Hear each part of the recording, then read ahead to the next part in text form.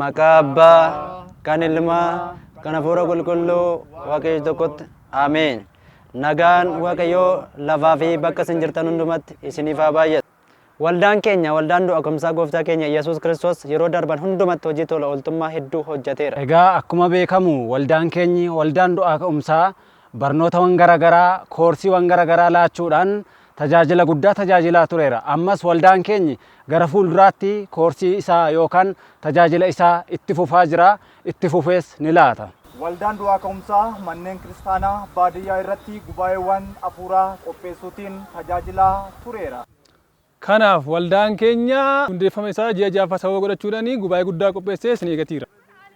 Kanaaf gama miidiyaa hawaasaa TikTokiitiin sadaasa tokko galgala sa'aatii 2 akka lakkoomsa Itoophiyaa, sa'aatii 8 akka lakkoomsa warra alaa, sa'aatii 9 akka lakkoomsa warra Dubaayitti sagantaa hafuuraa guddaa qopheessee waan isin eegaa jiruuf.